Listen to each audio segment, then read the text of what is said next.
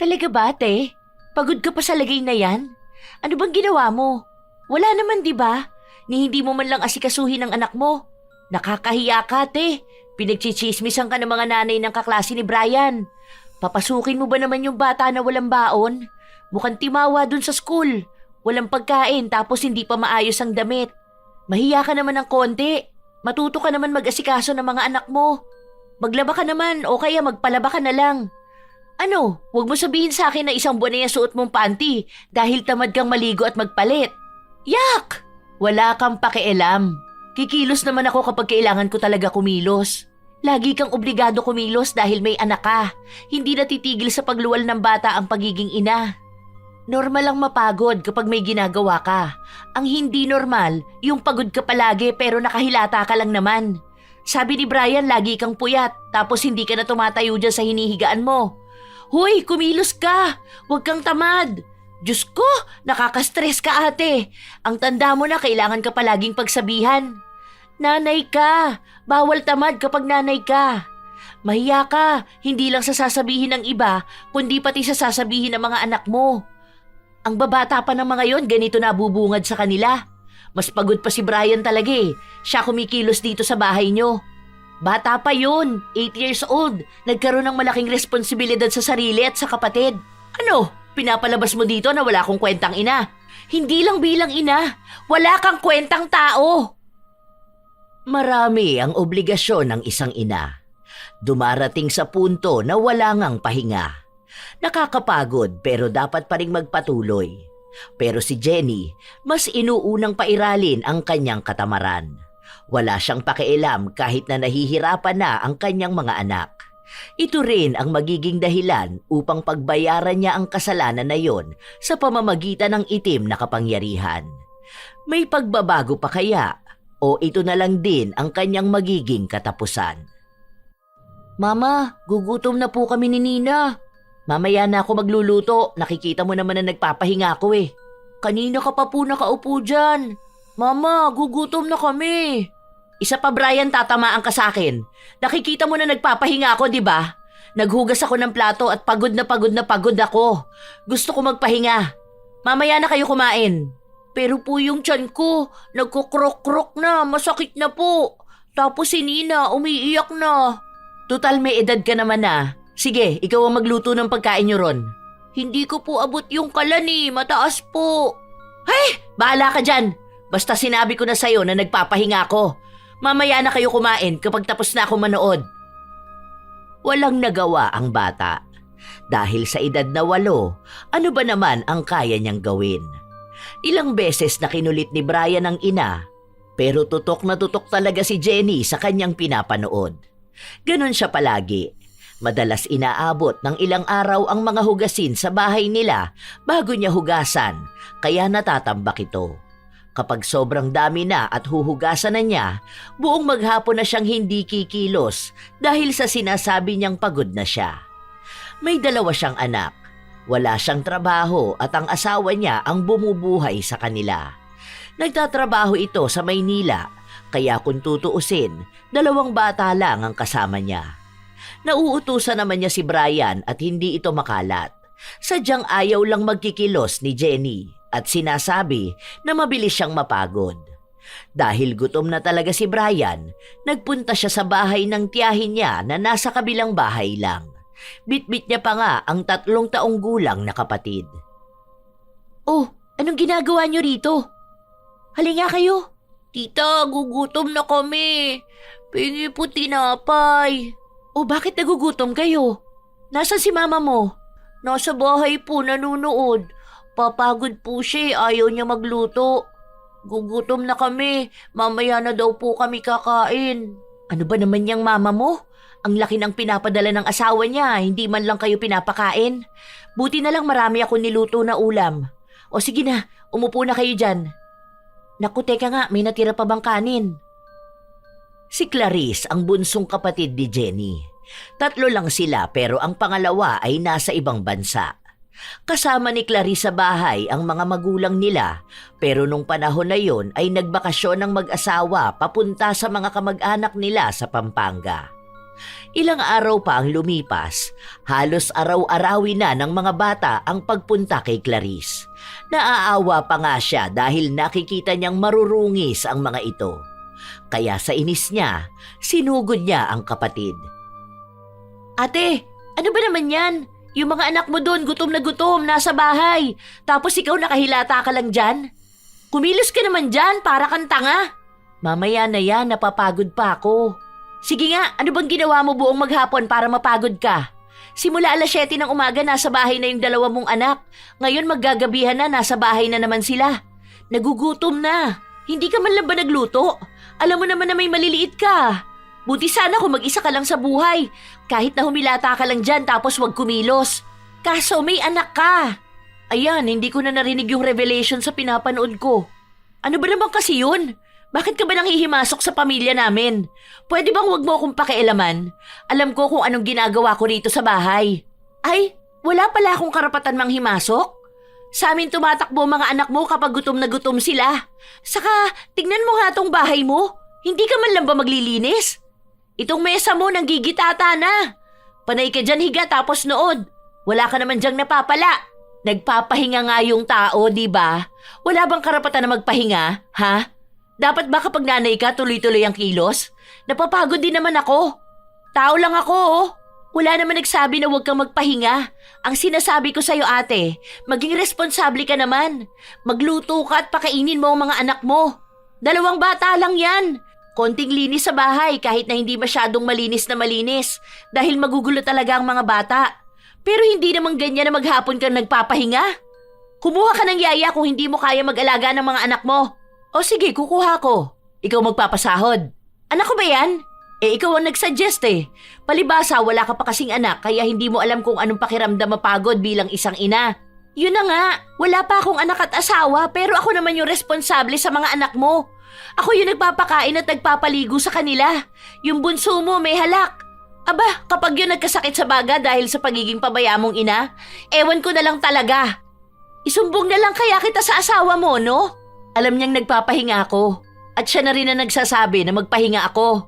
Kung nagpapahinga ka ngayon, anong nakakapagod na ginawa mo buong araw, ha? Nagsalin ako ng tubig para ilagay sa ref. Hindi ba valid na dahilan yun? Nagpapatawa ka ba? Para namang sobrang bigat nung ginawa mo na yun. Para yun lang hihilata ka na para magpahinga. Tapos yung mga anak mo nanggigitata. Hindi man lang maliguan, hindi pa mapakain. Sobra naman na yan. Ang dami mong daldal. Kung ayaw mong pakainin ng mga anak ko, huwag mong pakainin. Hindi naman yan sila magrereklamo kung sasabihin mong wala kayong pagkain. Pagsaraduhan nyo ng pinto. Kapag kumatok, huwag niyong buksan. Uuwi naman yan sila. Para mo namang sinabing wala kaming puso, ano? Ang kapal talaga ng mukha mong magpahinga. Ni yung asawa mo nga na pagod magtrabaho, hindi naman nagpapahinga. Grabing kakapalan talaga yan. Konting kilos, pagod na, tapos maghapon pahinga. Nagpatuloy na magdaldal si Clarice sa kanyang ate pero walang pakialam si Jenny. Dahil pati pakikipagtalo sa kapatid ay kinatatamaran na rin niya. Ilang araw pa ang lumipas, walang pagbabago si Jenny. Minsan nagluluto siya para sa mga anak niya pero isang beses lang yon sa isang araw. Pinagkakasya na mula umaga hanggang gabi. May pagkakataon pang nakakain ng panis ang 2 niyang anak. Sumama ang tiyan nila pero wala siyang pakialam dahil nasa kalagitnaan na siya ng kasarapan sa panonood. Mama, tapos na po si Nina. Hugas na siya puwet. Mamaya na, tinatamad pa ako. Kanina pa po yung mamaya, mama. Huwag ka dyan magulo. Malaki ka na, hugasan mo na lang ng puwet ang kapatid mo. Huwag mo na akong guluhin dito. Di ako marunong, mama. Masakit din po tiyan ko. Aray ko, mama. Masakit po tiyan ko. Hindi pinansin ni Jenny ang mga anak niya. Halos 3 araw na nagsusuka at dumudumi ang 2 bata. Nasa bahay lang ang mga ito. Naging sobrang dugyot ng bahay dahil hindi man lang naglilinis si Jenny. Nanuyo na sa sahig ang suka at dumi ng mga bata. Pinupunasan niya lang ito ng basahan na hindi niya rin naman pinapalitan. Hanggang sa pumunta na sa bahay nila si Clarice, nag-aalala siya sa mga bata dahil ilang araw na nilang hindi nakikita sa labas. Ay, Diyos ko po! Ano ba namang itsura dito sa inyo, ate? Bumangon ka nga dyan! Yung mga anak mo doon halos mamatay na, nakahilata ka pa rin dyan! Tayo dyan! Ano na naman ba yun? Nakita mo nagpapahinga ang tao? Ang sakit ng ulo ko. Pagod ako kakaasikaso sa mga yan. Asikaso? Anong inasikaso mo dyan? Yung suot nila, yan pa yung suot nila nung pinaliguan ko sila. Mag-iisang linggo na nila yung suot. Tapos yung suka nila at yung mga dumi. Nakakadiri naman dito sa bahay nyo. Ay, kinikilabutan ako. Huwag mong pakialaman kung nandidiri ka. Tinatamad pa akong linisan eh. Ano, gusto mong lagi na lang akong pagod? Lagi ka naman talagang pagod kahit na wala ka namang ginagawa eh. Tingnan mo nga yung mga anak mo, sobrang payat. May sakit sila. Mamamatay talaga yan dito. Kung hindi ko pa tiningnan, hindi ko pa malalaman na ganito na kalagayan nila. Diyos ko po, dadaling ko na lang sila sa ospital. Mabuti na lang din at naagapan pa ang mga bata dahil kung hindi, baka walang buhay na itong naabutan ni Clarice sa bahay ng kanyang ate. Halos 3 araw na nasa ospital ang mga bata. Alam yun ang asawa ni Jenny. Kaya kay Clarice nagpapadala ng pera para may pang-asikaso sa mga bata. Kahit na nasa ospital ang mga anak ni Jenny, ni hindi man lang niya dinalaw. Ang katwiran niya, malayo at napapagod siya sa biyahe. Kaya galit na galit sa kanya ang kapatid niya. Gusto sanang kupkupin na lang ni Clarice ang mga bata pero magiging responsibilidad niya yon kung sakali at siya naman ang hindi makakapagsaya. Lalo na't bilang dalaga, marami siyang pinupuntahan na lugar kasama ang mga barkada niya. Kung mga magulang naman nila ang mag-aalaga, baka mahirapan sila dahil matatanda na ang mga ito at may sakit pa. Nung nakalabas na ang 2 bata sa ospital, sa bahay muna ni na Clarice nanuluyan hanggang sa gumaling sila. Tita, uuwi na po kami sa bahay. Wawa naman po si mama, isa lang po siya. Huwag yun na lang muna intindihin ng mama nyo. Masaya yun na mag-isa lang siya. Saka panigurado kung hindi yun naglinis ng bahay nyo. Pinuntahan na doon ng lola nyo, inaaway na yun ngayon. Dapat kapag bumalik kayo doon, malinis na bahay nyo. Tita, tamad po si mama? Sobrang napakatamad ng mama nyo. Huwag kayong gagaya sa kanya ha. Masama kasi ang maging tamad. Alam nyo ba na magagalit si Papa Jesus kapag tamad ang isang tao? Bakit po ba tamad si mama? Napapagod daw siya palagi. Tapos nagugutom na kami tapos nakita ko siya. Naglalaro lang siya sa cellphone niya. Ganun talaga mga tamad. Pagkatapos niyang maglaro, pagod na siya. Tapos hindi na siya maglilinis. Pinagsabihan ko na nga eh. Mas matanda kasi sa akin kaya hindi nakikinig. Basta paglaki nyo, huwag kayong tamad ha. Kasi magkakasakit kayo. Ano po gagawin namin? Lilinis po ng bahay? Big boy na po ako. Naguhugas ako ng plato sa bahay. Ay, very good. Dapat matuto kayong kumilos sa bahay. Yung kaya nyo lang. Dahil tamad nga ang mama nyo. Kayo na lang muna ang maglilinis, ha? Huwag kayong kalat ng kalat doon. Si Nina makalat po. Nagbabato po siya ng mga laruan niya. Baby pa kasi yan. Ikaw ang kuya niya. Dapat ikaw na ang mag-aalaga sa kanya. Hindi na kasi maaasahan yung mama nyo. Kapag may kalat, pulutin mo tapos magwawalis ka ng bahay nyo, ha? Ang hindi mo lang gagawin dahil bata ka pa, yung magluluto dahil baka masunog ang bahay nyo. Sabi po ni mama, luluto na po ako. Kasi malaki na ako tapos nagugutom na kami. Hindi pwede yun. Kinakausap na ni lola nyo si mama nyo. Kaya malamang malinis na yung bahay nyo ngayon. Ilang buwan na naman siyang pagod niyan. Namimiss ko na po si mama ko, tita. Sige, baka bukas uuwi na kayo. Sana po masipag na si mama, no? Kawawa po siya kapag lagi siyang inaaway po eh. Ayoko pong inaaway si mama ko. Pero kasi po, tamad po siya kaya ganun eh. Tutulungan ko na lang po siya para hindi makalat sa bahay namin. Ayoko rin po na nag-aaway sila ni Papa. Nag-aaway ba sila ng Papa mo? Opo, kapag po nag-uusap sila ganyan sa cellphone, nagagalit sa kanya si Papa. Sinasabi sa kanya magluto po siya, maglinis po, ganun. Nag-aaway sila. Sabi pa nga po ni Papa maghihiwalay na raw po sila eh. Kukunin daw po kami ni Lola tapos aalis na kami sa malayo. Ayoko po nun, tita. Gusto ko po kasama si Mama. Sana po maging masipag na siya. Hindi na kumibo pa si Clarice dahil nagtuloy-tuloy ang daldal ng kanyang pamangkin. May utak na si Brian, kaya alam na nito ang mga nangyayari. Lalo na kapag naririnig niyang nagtatalo ang mga magulang niya. Naiintindihan na niya kung ano ang dahilan at ang mga pinagsasasabi nila. Kaya laging pinagsasabihan noon ni Clarice ang kapatid na huwag ipaparinig sa mga anak niya ang pakikipagtalo niya sa asawa niya dahil matatandaan ng mga bata ang mga salitang binibitawan nila. Hindi lang silang mag-asawa ang apektado noon, kundi ang mga anak din nila. Kinabukasan nga, malinis na ang bahay ni na Jenny. Hindi dahil naglinis siya kundi nagbayad ang mga magulang nila ng tao na maglilinis ng bahay. Para nga raw makauwi na ang mga bata. O ano, masaya ka na ba na naabutan mong malinis ang bahay? Alam mo, kumuha ka na talaga ng tagalinis dito. Kahit na 3 times a week lang siya maglilinis ng bahay nyo. O kaya yung kasambahay na arawan para masundan yung kilos ng mga anak mo. Para hindi natatambak yung kalat. Saka ikaw rin naman, maging responsable ka naman. Tingnan mo nga yung lamesa, may kalat na agad oh. Nakita mo na pala bakit hindi mo pa itapon, di ba? Pagod ako, tinatamad akong tumayo. Hindi ka man lang ba nahihiya sa mga sinasabi mo? Naririnig ng mga anak mo yung palagi kang tinatamad. Huy ate, matanda ka na. Hindi ka bata na palaging susundan ang kilos mo.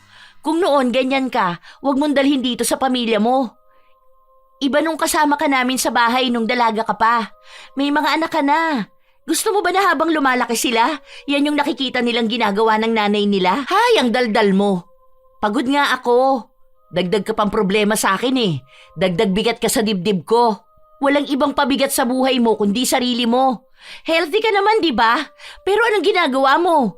Ginagawa mong baldado ang sarili mo. Panay ka dyan higa. Kaya ang bigat ng buhay mo eh, kasi pabigat ka mismo. Hindi mo kasi alam kung gaano kahirap maging ina, kaya nagsasabi ka ng ganyan.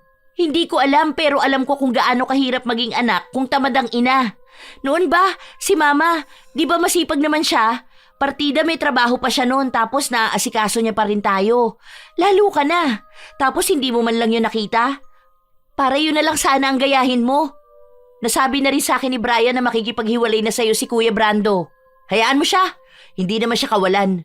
Buti sana kung makahanap siya ng babae na mas angat sa akin, no? Sus, kahit naman ako asawa mo, iiwan kita. Magkaroon ba naman ako ng asawang hindi naman baldado pero hindi makakilos sa bahay? Mananawa talaga yun. Saka wag mo sabihin na kung makakahanap siya ng higit sa'yo. Aba, makakilala lang yun ng babaeng masipag at masinop sa bahay. Angat na yun sa'yo. Tapos kung tatanggapin yung 2 bata, aba, nako. Kawawa ka talaga ate, kasi aanhin ba naman niya yung ganyang ganda kung tamad naman sa bahay? Hay, oo na, doon ka na, magti-TikTok pa ako.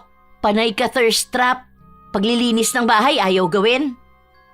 Umalis na lang si Clarice sa sobrang inis na nararamdaman sa kanyang ate. Sa mga lumipas na araw, magulo na naman ang bahay nila. Hindi dahil sa mga bata, kundi dahil mismo kay Jenny. Nagwawalis at namumulot ng kalat si Brian. Siya na rin ang naghuhugas ng plato at nag-aalaga sa kapatid niya. Habang ang kanyang ina, nakatutok lang sa cellphone nito. Kung ano-ano ang pinapanood habang nakahilata lang sa sofa. Minsan naman, nasa loob lang ng kwarto habang nakabukas ang aircon. Pinapabayaan niya ang 2 bata. Kapag kakain na, kina-Clarice sila nagpupunta at doon sila nakikikain. Isang gabi, hindi pa rin bumabangon si Jenny sa sofa. Panay pa rin siya noon noong nilapitan siya ng anak. Mama, tapos ka na po magpahinga? O bakit? Ano na naman kailangan mo? Magluto na po kayo. Nagugutom na po kami. Eh bakit ba hindi kayo pinakain ni Tita Clarice nyo? Dapat nagsabi kayo kay lola nyo. Ayoko po, nahihiya kami. Hindi naman po namin yun bahay. Dito po ang bahay namin. Saka sabi po ni Papa, wag daw po kami lagi hihingi sa ibang tao. Sus, wag niyong pakinggan ng Papa nyo. Kung nagugutom na ba kayo hindi pa ba kayo hihingi ng pagkain sa ibang tao? Saka tita nyo naman yun, tapos andun ang lolo't lola nyo. Pero dito po ang bahay namin, hindi pa po kasi ako marunong magluto O sige, tuturuan kita para alam mo kung paano magluto. Pagod ako ngayon, kailangan ko ng pahinga. Bukas na lang. Pero nagugutom na po ako, Mama. pumunta ka kay tita mo. Hingi ka ng pagkain, dali na. Ayoko po. Nagpahinga ka naman na po, di ba? Mula po umaga hanggang gabi nakahiga lang po kayo. Hindi pa yon ang pahinga. Kulang pa yon. Sige na, bukas na lang kita tuturuan magluto. Para kapag nagugutom kayo, magluluto ka na lang. Para hindi laging pagod si mama mag-asikaso sa inyo. Hingi ka na ng pagkain kay tita mo. Nahihiya na ang bata. Madilim na ang paligid tapos lalabas pa siya para manghingi ng pagkain sa tiyahin nila. Pinakain na lang ni Clarice ang dalawang bata. Tapos nun, nanghingi pa si Brian ng pagkain para daw sa mama niya. Hayaan mo na lang magutom ang mama mo. Kung kayo nga hinahayaan na lang niyang magutom eh. Kaso kawawa naman po si mama kapag nagutom po siya. Masakit po yun sa tiyan. Kapag talaga tamad, hinahayaan na lang magutom yun. Nung unang panahon nga kapag tamad ka, hindi ka makakakain ng tinapay eh. Tapos ngayon, gusto niyang pagsilbihan pa siya? Ay nako, hayaan niyo siya. Sige na po tita. Bukas po ako naman po magluluto sa bahay. Ano ba naman yan? Kabata-bata mo pa, may responsibilidad ka na agad na ganyan? Hindi ako magbibigay sa mama mo. Hindi ako madamot na tao, pero hindi ko bibigyan ng pagkain ng taong tamad, kahit na kapatid ko pa siya. Sige na, umuwi na kayo. Dahan-dahan lang dyan sa daan at madilim na. Pagka-uwi ng magkapatid, antok na si Nina. Kaya pinatulog na ito ni Brian. Nakatulog na rin ang bata. Pero hating gabi noong nagising siya dahil sa malakas na pagtawa ng kanyang ina. Hindi pa rin ito natutulog. Panay pa rin siya panonood. Yun ang dahilan kung bakit palaging pagod si Jenny kahit na wala siyang ginagawa sa loob ng bahay nila. Hindi siya natutulog kahit na gabi na.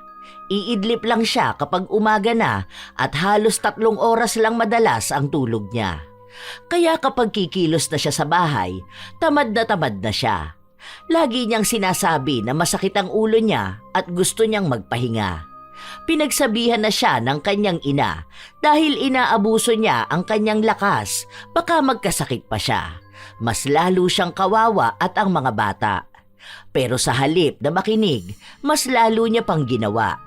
Hanggang sa isang araw, Mama, hindi pa po ako papasok sa school? Enrollment pa nga lang, papasok ka na? Kailan po ako papasok? Grade 1 na po ako, Mama. Saka na kita ipapa-enroll, ang daming tao ngayon sa school. Hayaan mo, kung hindi ka ulit makakaabot ngayon, next year ka na lang. Ayoko po, Ma. Grade 1 pa rin ako. Matanda na po ako. Si Jepoy nga po, grade 2 na po siya eh. Bata ka pa, huwag ka magmadali. Hindi naman lahat ng bagay minamadali eh. Alam mo naman na ang bilis kong mapagod. Hindi ko yun kakayanin kung matagal akong pipila doon. Huwag mo akong guluhin. Alam mong nagtitiktok ako. Mama, gusto ko na po mag-aral.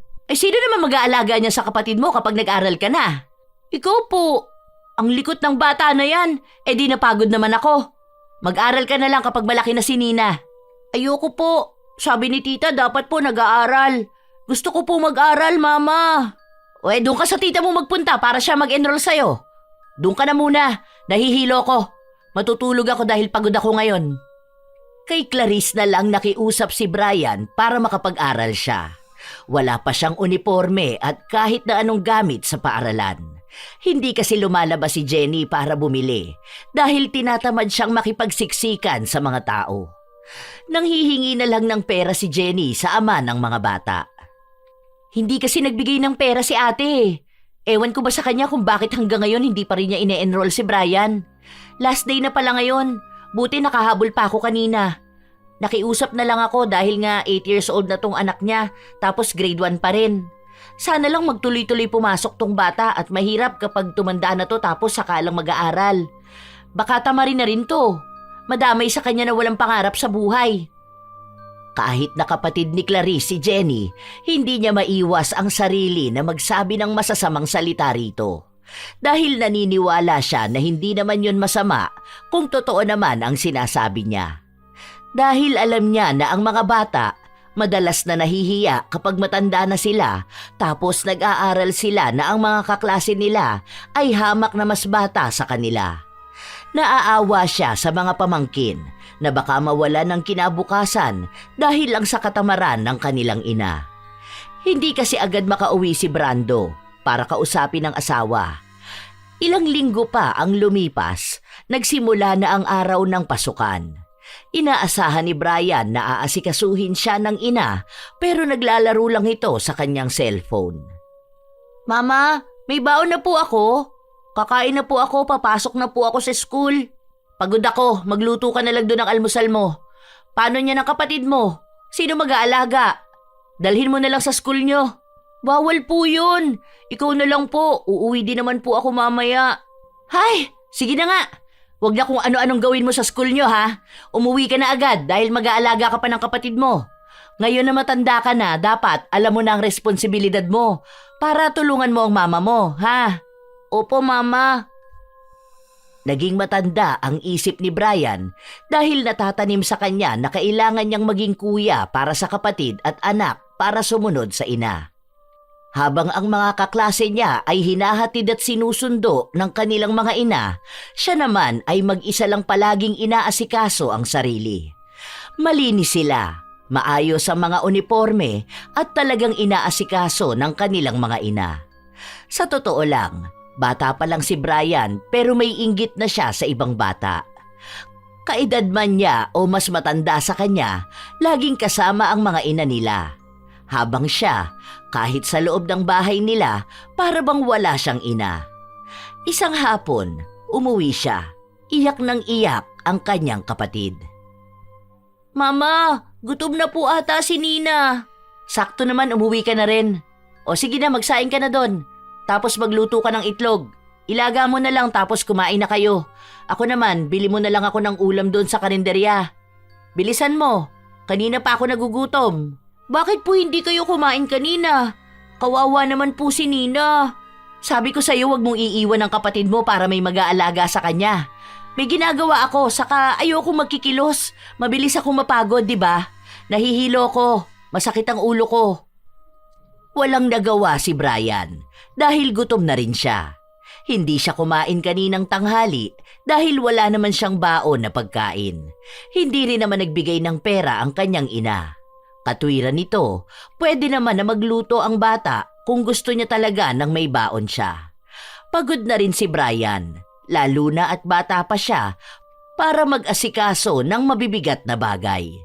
Matapos niyang asikasuhin ng kapatid, saka siya naghugas ng plato. Hirap na hirap pa nga siya dahil maliit siya at mataas ang lababo. Tanging bangkulang ang gamit niya. Habang kumikilos si Brian sa bahay, naririnig niya ang ina na tawa ng tawa sa pinapanood niya. Ganon siya palagi, araw-araw. Minsan, kapag hindi siya nagluluto, kumakain sila ng kapatid niya ng sardinas. Nasugat pa nga siya noon sa lata, pero hindi ginamot ng ina. Minsan naman, mismong ang tita niyang si Clarice ang pumupunta sa bahay nila para magbigay ng ulam nila o kaya ay pinapupunta sila sa bahay nila para doon na sila kumain. Hanggang sa umuwi ang kanilang ama. Pagpasok pa lang ng bahay ay nagsisigawan na ang kanyang mga magulang. Ano ba kasing inaano mo? Pinakikinggan mo palagi ang ibang tao eh. Hindi ko pinapabayaan ang mga bata. Tingnan mo nga, tinuturuan ko pa na maging responsable sa buhay. Huwag kang maniwala kay Clarice. Kapatid ko yon. Kilala ko ang baho ng babae na yon. Sisiraan niya talaga ako kasi naiinggit siya sa akin na wala akong trabaho. Kahit natanungin mo yan si Brian, tinuturuan ko siyang kumilo sa bahay. Hindi ko kinakawawa. Noong naroon si Brando sa bahay nila, kumikilo si Jenny. Pero hindi talaga masyado dahil dinadahilan niyang hindi siya makahinga at pagod na pagod siya palagi. Ang sabi ng asawa niya, kukuha sila ng kasambahay para mapanatili na maayos ang bahay nila. Dahil kapag nagkasakit ang mga bata, baka lalo lang silang mahirapan. Hindi naman sila naghiwalay dahil dinaan ni Jenny sa lambing ang asawa. Alam niya na kapag naghiwalay sila, mawawalan siya ng sustento. Nagbanta kasi ang asawa niya na kukunin na rin niya ang mga bata. Isang linggo lang doon si Brando. Kailangan niyang bumalik sa Maynila para sa trabaho nila. Nung umalis ito, balik na naman sa paghilata si Jenny. Si Brian naman at ang kapatid niya bumisita sa bahay ng tita Clarice nila. Wala ka bang assignment? Bakit nasa galaan ka? Meron po. pero sa school ko na lang po gagawin. At bakit sa school? Dito mo gawin yan. Kaya nga homework dahil sa bahay gagawin. Maglilinis pa po ako sa bahay. Grabe, ikaw na nag-aalaga sa kapatid mo tapos ikaw pa naglilinis ng bahay nyo? Sa edad mong yan, parang masyadong sinagad ng nanay mo ang utak mo para maging matured. Oo, gets ko na dapat sa ganyang edad tinuturuan na sa bahay, pero hindi yung ganito kabigat na responsibilidad. Ano ba naman yung mama mo? Naiinis na ako. Hindi naman po siya makikinig, tita. Huwag ka na po magagalit kasi po ikaw lang po talaga mahihirapan. Sige na, gawin mo na homework mo. Ako na muna dito kay Nina. Kita mo ang dusing ng bata na to. Paliliguan ko na muna. Buti na lang andito yung iba niyang damit. Halata naman sa mga anak ni Jenny na tamad siya dahil sa itsura nila. Isang beses pa, noong pumasok si Brian, may isang ina pa na nagtanong kung wala raw bang magulang si Brian dahil ang suot niyang uniforme ay nangingitim na tapos gusot-gusot pa. Si Brian kasi ang naglaba nun, hindi niya rin masyadong nakusot dahil hindi naman siya marunong maglaba. Kaya sinuot na lang niyang basta nung natuyo na. Pati itsura niya, buhok niya, bag niya, wala rin siyang kain nung pumasok sa paaralan. Mabuti na lang at may mababait na ina na nagpakain sa kanya. Nagtatanong pa kung anong ginagawa ng nanay niya. Bakit hindi siya inaasikaso? Hindi na lang niya sinasabi sa iba dahil natatakot siya na baka mahusgahan ang ina. Isang hapon, umuwi siya na kung ano ang pwesto ng ina noong umalis siya, ganun din niya naabutan nung bumalik siya. Tutok na tutok sa cellphone. Mama, bukas po kuhanan ng card namin. Punta ka raw po sa school, sabi ni teacher. Sa last grading na lang ako kukuha ng card mo. Okay na yan. Meeting pa, pampatagal lang yun. Ayoko nga lumabas dahil nakakatamad. Pero kailangan niyo po magpunta. Kakausapin daw po kayo Hay, pabayaan mo yung teacher mo. Inaantok na ako. Dahil sinabi ng guro niya na kailangan talaga na may magulang sa bigayan ng card, ang tita niya na lang ang naisip niyang papuntahin. May trabaho nun si Clarice pero sinabi niyang pupunta siya. Tinupad niya naman yun pero nagulat siya matapos makita ang itsura ng pamangkin. Ay, ano ba naman yung suot mo, Brian? Nangingitim na yung sakwelyo mo. Sinabi ng isang babae na akala niya ay siya ang nanay ni Brian. Pagsasabihan niya sana ito na mabuti pa siya, maayos ang itsura, habang ang anak niya araw-araw pumapasok na para bang basura ang suot na uniforme. Hindi ba to nilalaban ng mama mo? Ako po naglalaban nito. Yari sa akin si ate mamaya pag uwi. Naiinis ako. Kaya pala gustong makausap ng guro ang ina ni Brian dahil nga sa itsura nito at sa lagi itong walang baon sa paaralan. Minsan pa raw nahihilo si Brian kaya nagbabaon na lang ang guro ng dagdag na pagkain. Naaawa kasi siya sa bata. Nag-aaral ito pero walang laman ang tiyan. Matalino naman sana si Brian pero nawawala ang utak niya kapag gutom siya. Kaya mababa ang grado na nakukuha niya. Sa ganong mga naririnig ni Clarice, mas lalo siyang nanggagalaiti sa kanyang ate. Kaya pag uwi nila, pinapunta niya muna si Brian at Nina sa bahay nila para sina Clarice at Jenny lang talaga ang magkaharap. Ayaw kasi ni Clarice na makarinig ng hindi maganda si Brian. Bakit ba? Ano ba problema mo ha? Alam mong nanonood yung tao. Ngayon na nga lang ako makakapagpahinga pag sasabihan mo pa ako. Ikaw kaya rito sa bahay? Ewan ko kung di ka mapagod. Talaga ba, ate? Pagod ka pa sa lagay na yan? Ano bang ginawa mo? Wala naman, di ba? Ni hindi mo man lang asikasuhin ang anak mo. Nakakahiya ka, ate. Pinagchichismisan ka ng mga nanay ng kaklase ni Brian. Papasukin mo ba naman yung bata na walang baon? Mukhang timawa dun sa school. Walang pagkain tapos hindi pa maayos ang damit. Mahiya ka naman ng konti. Matuto ka naman mag-asikaso ng mga anak mo. Maglaba ka naman o kaya magpalaba ka na lang. Ano, huwag mo sabihin sa akin na isang buwan na yung suot mong panty dahil tamad kang maligo at magpalit. Yak! Wala kang pakialam. Kikilos naman ako kapag kailangan ko talaga kumilos. Lagi kang obligado kumilos dahil may anak ka. Hindi natitigil sa pagluwal ng bata ang pagiging ina. Normal lang mapagod kapag may ginagawa ka. Ang hindi normal, yung pagod ka palagi pero nakahilata ka lang naman. Sabi ni Brian, lagi kang puyat tapos hindi ka na tumatayo dyan sa hinihigaan mo. Hoy, kumilos ka! Huwag kang tamad! Diyos ko, nakaka-stress ka ate. Ang tanda mo na kailangan ka palaging pagsabihan. Nanay ka! Bawal tamad kapag nanay ka. Mahiya ka, hindi lang sa sasabihin ng iba, kundi pati sa sasabihin ng mga anak mo. Ang babata pa ng mga yon, ganito na bubungad sa kanila.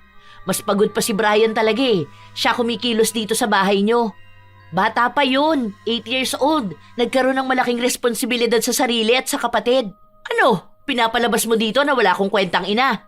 Hindi lang bilang ina, wala kang kwentang tao. Aba, bastos ka! Hinigit ni Jenny ang kapatid. Akala niya hindi ito lalaban sa kanya dahil mas matanda siya. Nagsabunutan silang dalawa. Nagkasakitan. May kapitbahay lang na nakarinig ng ingay sa loob ng bahay, kaya pumasok ito para awatin sila. Dahil sa nangyaring yun, naging laman sila ng usap-usapan sa barangay nila. May nagpakalat na kaya sila nag-aaway dahil nga pabayang ina si Jenny. Sinabi rin ng kapitbahay nilang umawat na sobrang baho sa loob ng bahay ni na Jenny at sobrang dumi. Hindi raw ito naglilinis. Panay lang siya porma sa social media. Nakikita kasi nilang maganda si Jenny at panay siya post na mahal niya ang mga anak niya. At kahit napagod siya, aasikasuhin niya pa rin ang mga ito. Kaya nagalit din si Jenny sa kapatid niya. Ilang linggo silang hindi nag-usap at hindi rin pinayagan ni Jenny na magpunta ang mga anak niya doon. Mama, papasok na po ako. Kaso umiiyak po si Nina. Nagugutom na siya eh. Magsaing ka doon. Huwag ka muna pumasok sa school, alagaan mo ang kapatid mo. Nakikita mo nagpapahinga ako, di ba? Kanina ka pa po nagpapahinga eh. Sige na po ma, test po namin ngayon. Wala akong paki dyan. Alagaan mo ang kapatid mo. Matuto ka naman sa buhay. Hindi yung antamad mo dyan. Sa akin na lang iaasa lahat. Napapagod din ako, no? Tao naman ako, may karapatan magpahinga, di ba?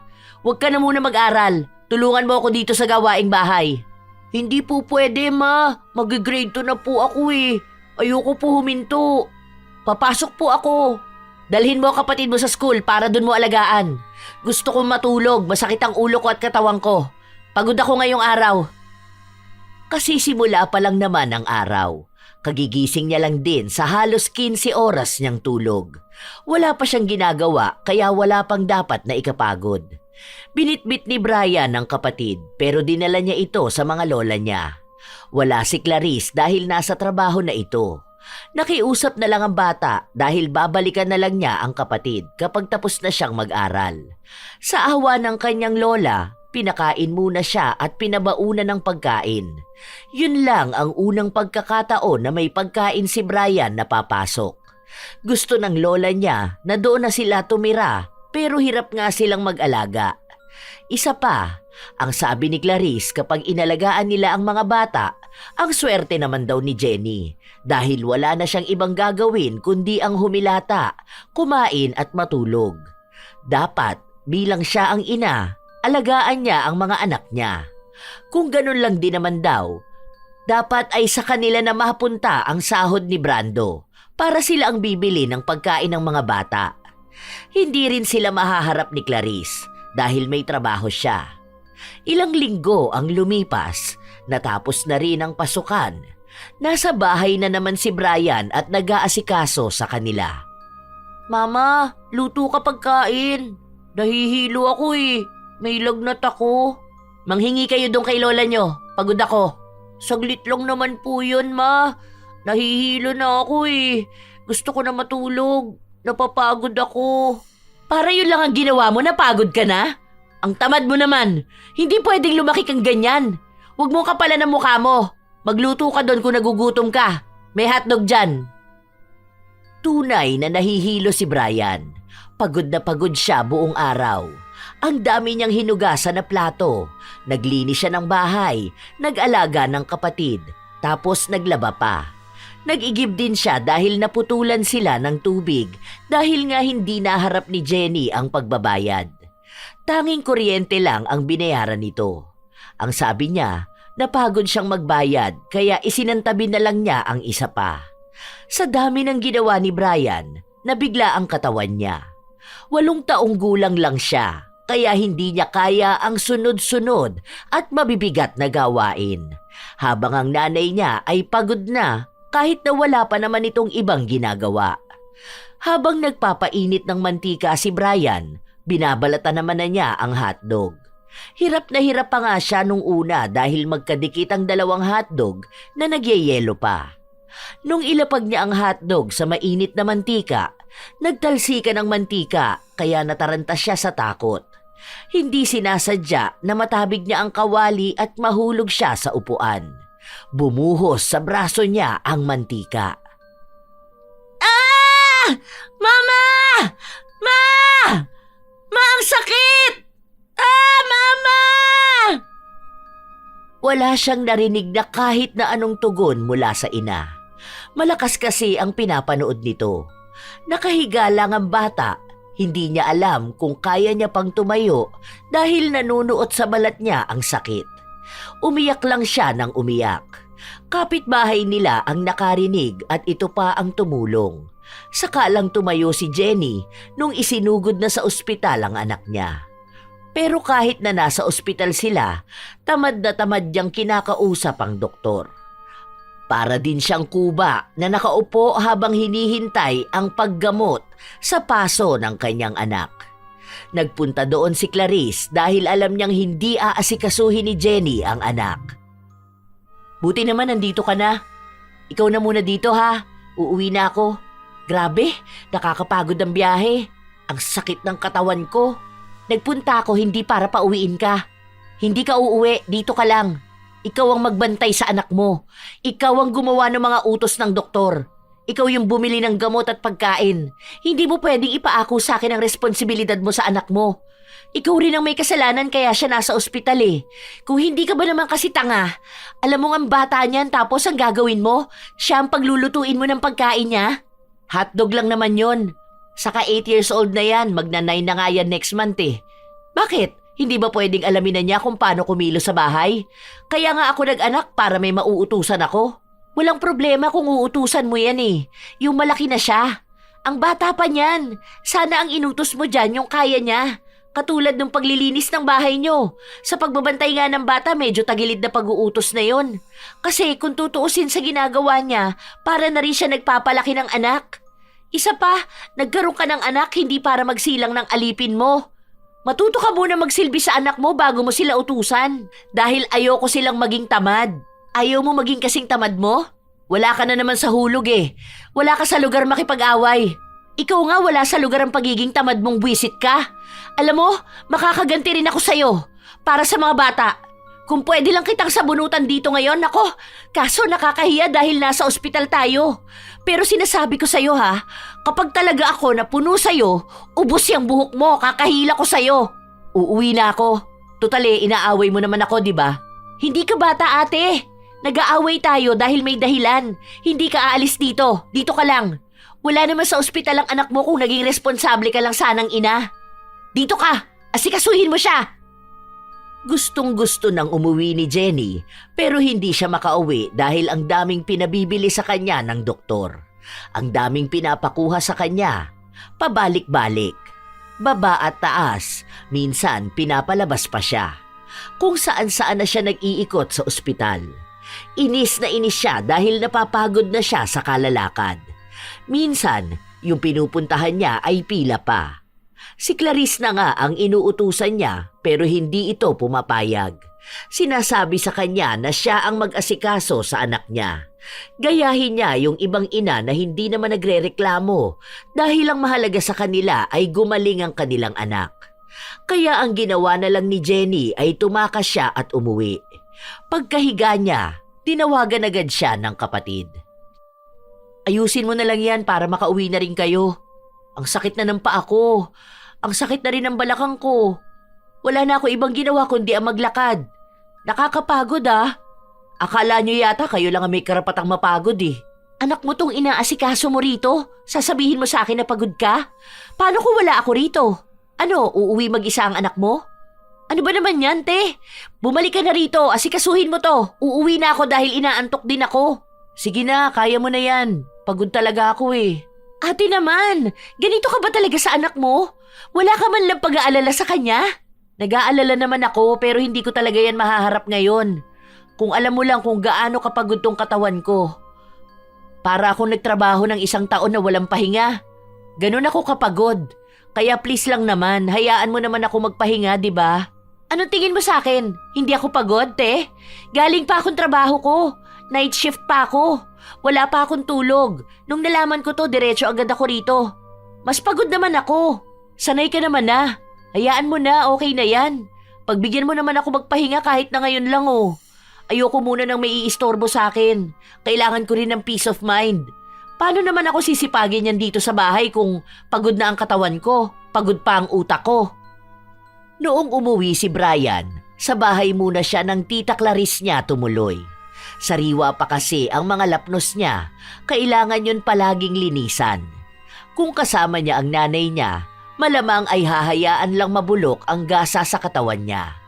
Halos 2 buwan ang inabot bago gumaling si Brian. Nagkaroon siya ng trauma sa pagluluto, lalo na kapag nakikita niya ang mantika. Ayaw niyang magluto o minsan ayaw niyang pumasok sa kusina. Pero hindi niya masabi sa ina dahil magagalit ito sa kanya. Hanggang sa isang umaga, nagising si Brian na nakatayo ang ina na dati nakikita niyang nakahiga sa sofa. Bakit po, Mama? Magluluto ka po? Hindi ako makahiga. Parang may tumutusok sa balat ko kapag nakahiga lang ako. Kahit nakaupo. Kakainis naman. Mama, nagugutom na ako. Luto ka na lang po. Napapagod nga ako. Magpapahinga ako. Aw! Ayan na naman. Ano ba yun? Bakit may tumutusok sa akin kahit saan ako humiga at umupo? Paano ako nito? Ano? Lagi ako nakatayo? Pagod na pagod pa naman ako. Sinubukan ni Jenny humiga sa kabilang kwarto. Pero ganun pa rin. Sa tuwing tatangkain niyang umupo o humiga, nananakit ang balat niya. Akala nga niya nung una mawawala yon kapag nagtagal, pero habang tinatagalan niyang humiga, parang humihiwalay naman ang balat niya sa laman, kaya sobrang lala ng sakit. Napapasigaw pa siya minsan. Dahil wala na siyang ibang pagpipilian, sinubukan niyang maghugas ng plato. Noong nagsimula na siya sa paglilinis, para bang kailangan niyang kumilos sa buong bahay. Nagwalis siya, naglampaso, nagluto ng pagkain, nakapaglaba rin siya.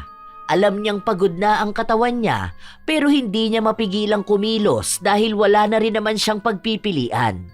Hindi naman siya makaupo, hindi rin siya makahiga. Kaya nakatayo lang siya habang nagse-cellphone. Namamanhid naman ang kamay at paa niya. Mas lalo siyang nasasaktan. Nung gabi na, tapos na silang kumain. Saka niya sinubukang humiga at nakaramdam siya ng tunay na pahinga. Wala na yung masakit sa katawan niya. Maya-maya pa, nagpunta sa kwarto ang kanyang anak. Mama, salamat nagluto ka. Nakakain kami. Anong salamat doon? Pagod na pagod ako kung alam mo lang. Huwag ka magpasalamat dyan. Dapat tinulungan mo ko. Kung alam mo lang kung ano tong pakiramdam ko. Parang binugbog ako sa sakit ng kasukasuan ko. Kaya ayoko nagkikikilos eh. Sumasakit talaga ang katawan ko. Tinulungan naman po kita. Ako nga po yung nagtapon ng basura, di ba? Saka pinaliguan ko rin po si Nina. Tapos pinatulog ko siya. Inayos ko po yung mga gamit dito sa bahay.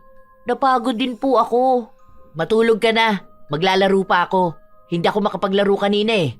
Nakakainis na pakiramdam yun. Ang buong akala ni Jenny, isang beses niya lang yung mararamdaman. Paano?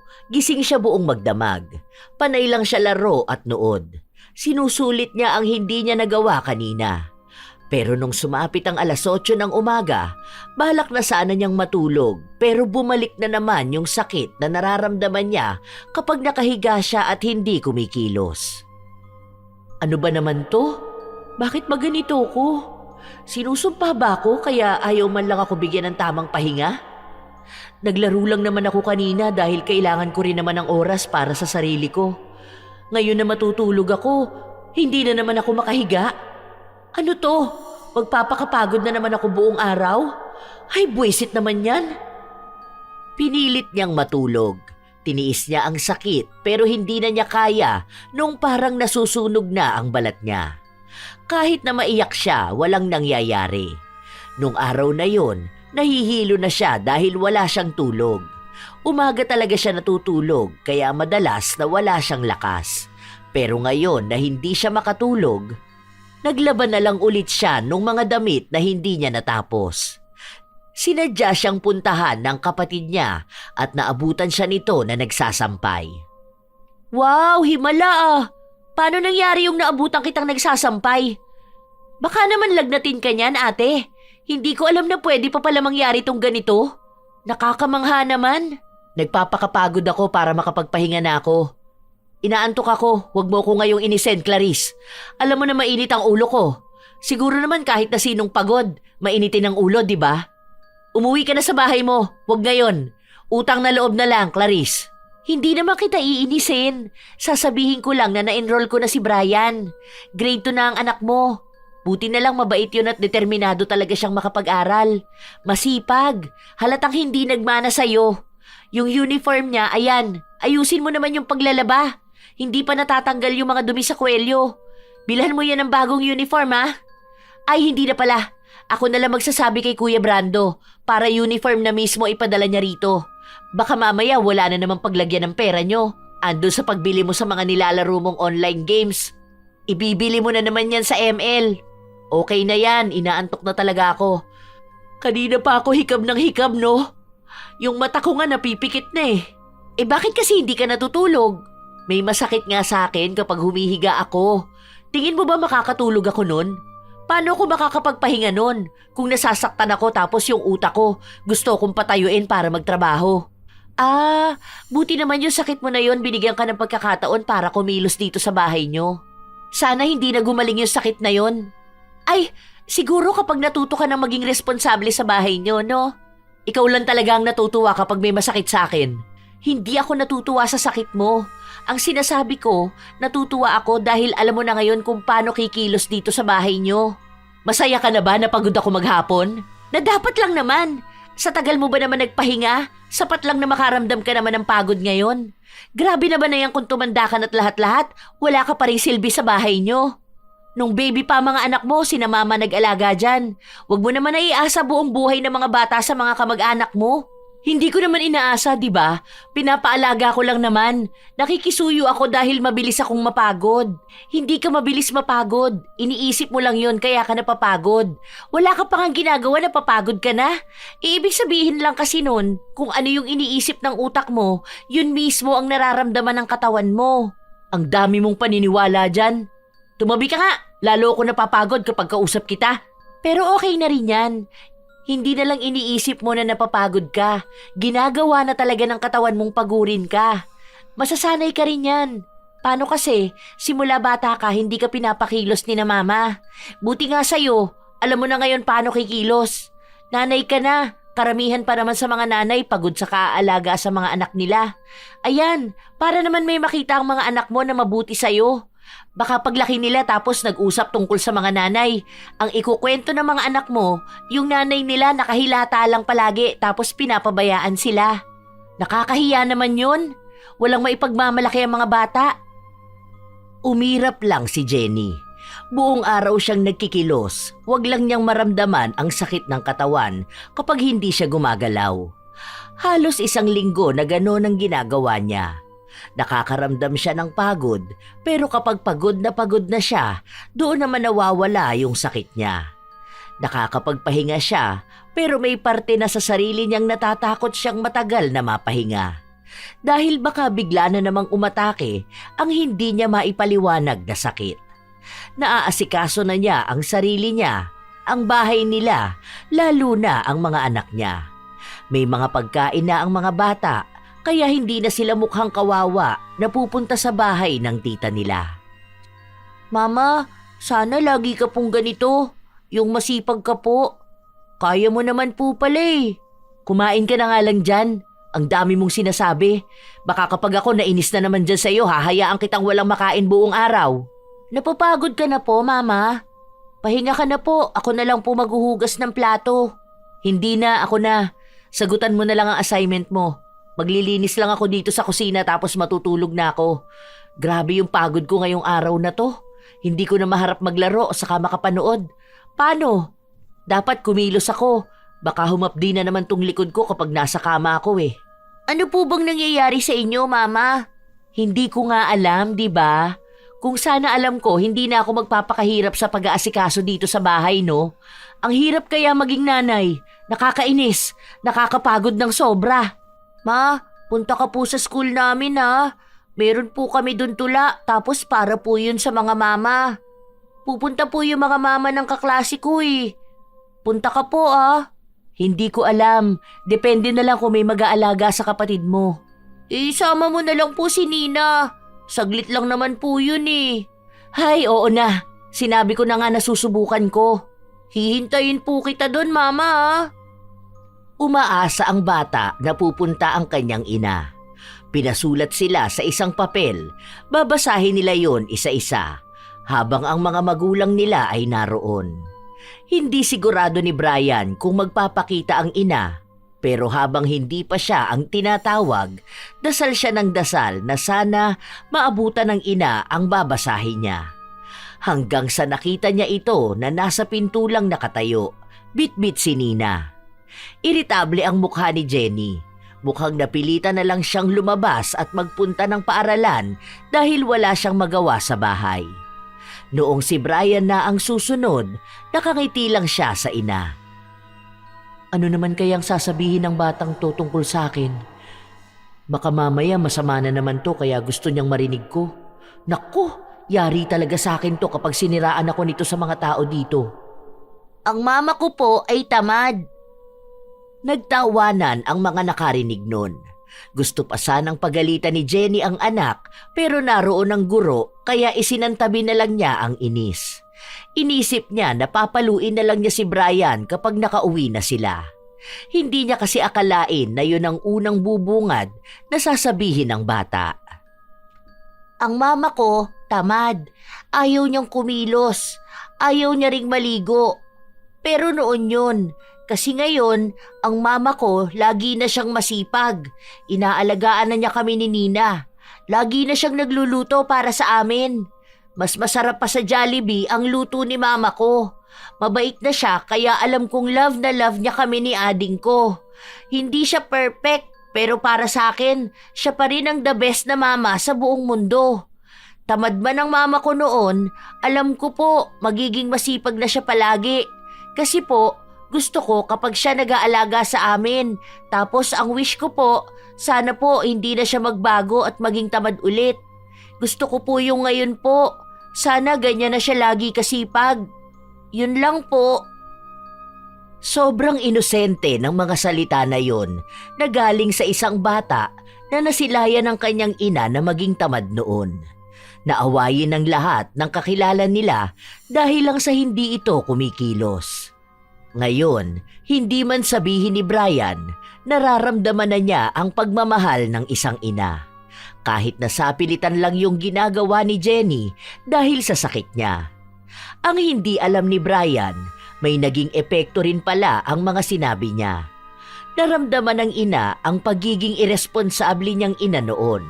Doon niya nauunawaan ang sinabi ni Clarice na habang lumalaki ang mga bata, mas lalo nilang naiintindihan ang nangyayari. Kung lalaki sila na makikita siyang tamad, baka ang pagmamahal dapat na ibibigay ng mga bata, mapapalitan ng galit at baka maging bastos pa ang mga ito sa kanya. Halos ilang araw na yon ang nasa utak ni Jenny.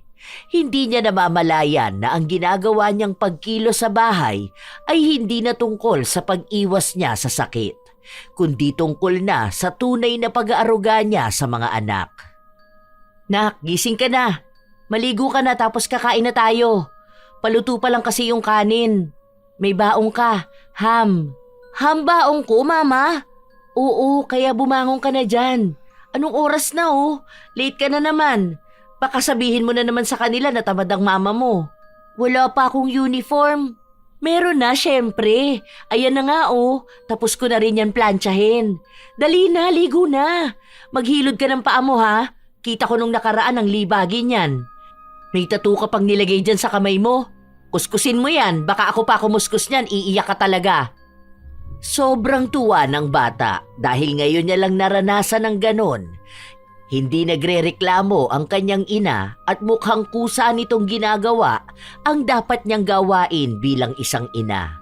May baon na siya kapag papasok. Minsan may prutas pa, lalo kapag galing ng palengke ang ina. Noon, hindi na mamalengke si Jenny. Ngayon naman, halos lagi siyang nasa palengke para makabili ng gulay at karne na lulutuin niya para sa mga anak niya. Maging siya ay natutuwa na sa mga ginagawa niya. Isang tanghali, habang tulog si Nina, naghihiwa na siya ng mga gulay na lulutuin niya mamayang hapon. Dumating naman ang kapatid niya na may dalang merienda. Gising ka pala, akala ko natutulog ka eh. Nagdala pala ako ng biko oh, merienda niyo. Niluto to ni mama kasi nagdala ko sa office. Mamaya na ako matutulog, tatapusin ko lang to. Kapag nahanda ko na to at pwede na lang lutuin mamayang hapon, saka ko iidlip. Ano, kumusta naman na yung nirereklamo mo na sakit nun? Hindi na ba sumasakit ang katawan mo kapag nakahiga ka? Hindi naman na ata. Ewan ko, basta ngayon kapag tapos na ako sa lahat ng gawain ko rito sa bahay, ayun, nakakapagpahinga naman ako ng maayos. Baka may kumulam sa'yo tapos yan yung pinaritwal, no? Kulam talaga? Ayan, kanunood mo yan ng horror. May napanood kasi ako nun sa Rated K nung nakaraan. Kaya ayun, naisip ko lang. Tungkol kasi yun sa mangkukulam. Ano siya, yung mangkukulam mismo nagkukwento ha. Saka puro black magic nakikita ko sa Facebook ko. Uso yata yun. Nakiuso ka pa talaga. Baka naman pinakulam mo ko kaya alam mo yan. Kunwari ka pa dyan ha. Alam ko pa naman na galit ka sa akin. Pwede rin naman. Hindi natin sure. Ilapag mo na lang yan dyan para kapag uwi ni Brian makita niya yan. Congrats te ah. Isa ka na talagang tunay na ina. Hindi yung naging ina ka lang dahil sa nanganak ka. Iwas na ako sa pagiging titang ina. Medyo natauhan din naman ako dun sa mga pinagsasasabi niyo sa akin. Saka nung una kasi, feeling ko ang bigat ng katawan ko kapag kikilos ako. Kaya ang ginagawa ko, hindi na lang ako kikilos.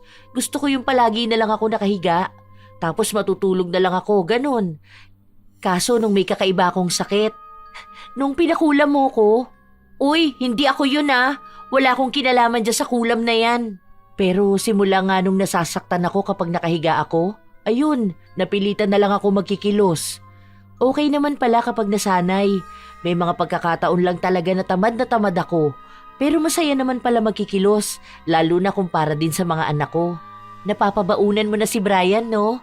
Hindi na siya mukhang timawa sa school nila tapos hihingi ng pagkain sa mga kaklase niya. Minsan yung mga magulang dun yung nagpapakain sa kanya. Tapos noon, ang kawawa pa ng suot niyang uniform. Okay na, nakaplansya na palagi ang uniform niya. Tapos bumili pa ako ng extra. Para kung sakali, may pamalit siya ng uniform. Baka hindi mo agad malaban, ganun. Nilalagyan ko na rin ng pulbos tapos panyo sa likod. Alam mo naman mga bata, madalas gusto magpapawis. Natutuwa talaga ako. Halatang malaki na yung naging improvement mo. Kitang-kita ko na gusto mo na tong ginagawa mo. Bumabawi lang ako sa mga bata. Ang tagal kong pinakita sa kanila na parang wala akong pakialam sa kanila eh. Salamat din pala sa inyo ni na mama ha. Kayo yung nag-alaga sa mga anak ko nung panahong tamad na tamad akong kumilos. Okay lang yun. Basta wag mo na uulitin yun ha. Oo naman. Baka ipakulam mo na naman ako. Hoy, hindi talaga ako yun no. Pero at least, di ba? Tama lang yung ginawa niya sa'yo. Kung ako rin naman, ipapakulam talaga kita. Buti na lang wala akong kilala. Sino naman pala?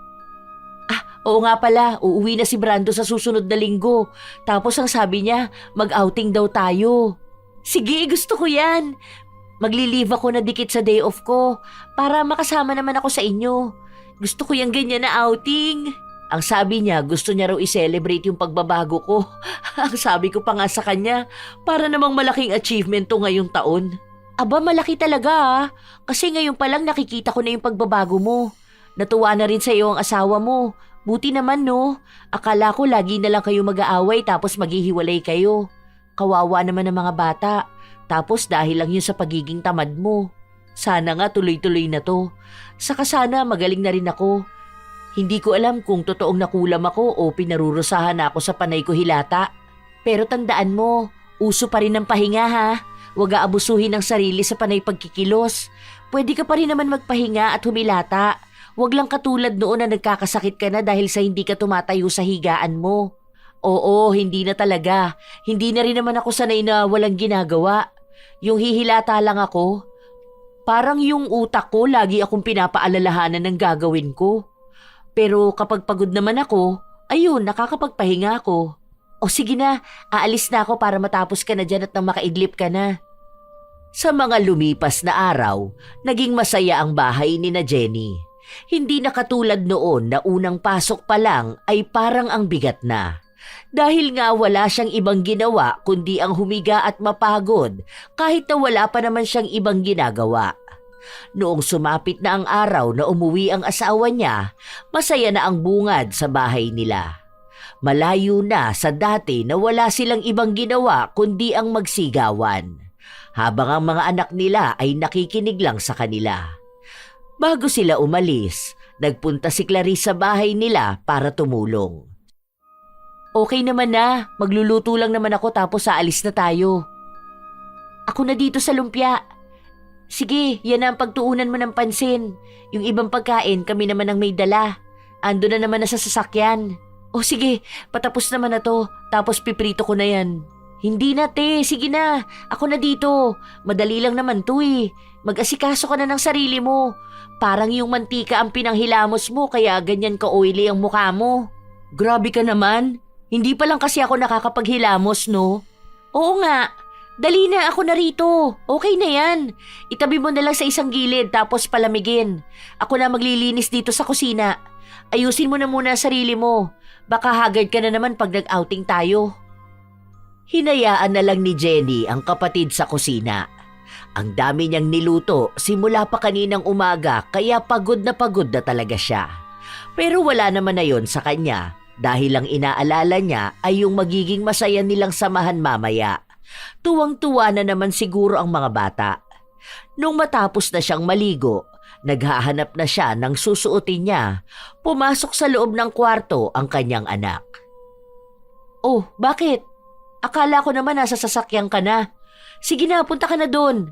Tapos naman na kami magluto, aalis na tayo. Mama, masakit likod mo? Ha? Bakit mo naman naitanong? Si Lola, nilalagay niya puto sa likod niya kapag po masakit. Lagyan po kita? Ano yan, sa lompas? Hiningi mo pa yan sa lola mo? Opo, sabi niya maganda raw po ito kapag pagod po. Naaawa po ako sa inyo, mama eh, kasi po pagod kayo. Ito po oh, ako na maglalagay sa inyo. Salamat po, mama ha. Ano ka ba? Ako dapat ang nagpapasalamat. Thank you dito at naisip mo pa ako. Hayaan niyo po, mama, kapag po malaki na ako, tutulungan ko po kayo. Para hindi na kayo laging mapapagod dito sa bahay kakaalaga po sa amin. Pangako po na magiging masipag po ako at mabait. Para po kapag malaki na ako, ganun na po kayo kina Lola na lagi nang nasa bahay tapos nagpapahinga po. Napangiti na lang si Jenny sa narinig niyang sinabi ng kanyang anak. Hindi niya naman inaasahan yon. Nakikita pala talaga ni Brian kung ano ang ginagawa niya. Hindi man niya alam kung ano ang iniisip ng anak niya. Iisa lang ang malinaw. Lalaking mabuting bata si Brian at ngayon mas lalo niyang gustong ipakita sa anak ang pagiging isa niyang ina. May mga tao talaga na hindi naiiwasan ang pagiging tamad. Para bang napakabigat na agad ng katawan nila kahit na wala pa naman silang ginagawa. Minsan, akala nila simpleng pagod lang yun, pero habang tumatagal, nagiging nakasanayan at ang nakasanayan ay nagiging pagkatao. Ang dapat na iwasan ay ang pagiging tamad na ina. Hindi dahil bawal mapagod ang isang ina, kundi dahil may mga batang umaasa sa bawat galaw niya. Ang trabaho ng ina ay tila walang katapusan. Oo, nakakapagod, nakakaiyak at minsan nakakasakal. Pero sa bawat pagkakataong pinipili niyang humilata kaysa kumilos, may batang nagugutom, may batang natututong magtiis at may batang napipilitang tumanda ng mas maaga. May isang bata na sanay maghintay. Hindi dahil pasensyoso siya, kundi dahil wala siyang ibang pagpipilian. Natuto siyang magbantay ng kapatid, maglinis ng kalat na hindi kanya at magpigil ng gutom para hindi makadagdag sa pagod ng ina. Sa murang edad, natuto siyang unahin ng iba bago ang sarili, hindi dahil itinuro, kundi dahil yon ang nakita niyang paraan para mabuhay ang kanilang tahanan. Para sa mga ina, hindi mo kailangang maging perpekto. Hindi mo kailangang gawin lahat ng sabay-sabay. Pero huwag mong hayaan ang iyong pahinga ay maging dahilan ng paghihirap ng iyong mga anak. Dahil darating ang araw na sila ay lalaking marunong magtiis, pero maaaring hindi na marunong humingi ng kalinga. Ang tunay na pahinga ng isang ina ay nagmumula hindi sa pag-iwas sa responsibilidad, kundi sa kaalamang ginawa niya ang makakaya niya para sa mga anak niya. Sapagkat ang katamaran ay maaaring pansamantalang magpahinga sa katawan, ngunit pang matagalang sugat sa puso ng kanyang mga anak. Isa ka mang ina o hindi, naway maiwasan natin ang pagiging tamad, mga apo. Wala namang masama na magpahinga kapag pagod ka na. Pero huwag mong hayaang mapagod ka sa puro pagpapahinga. Dahil marami ring pagkakataon sa buhay mo ang nasasayang. Kayo ba, mga apo? Nakakilala na ba kayo ng tamad na ina? Ano naman ang inyong opinyon ukol sa ating bagong kwento? Naway naghati dito ng magandang aral sa inyo. Ito ang inyong Lola Telang at maraming salamat sa palagi ninyong pakikinig, mga apo.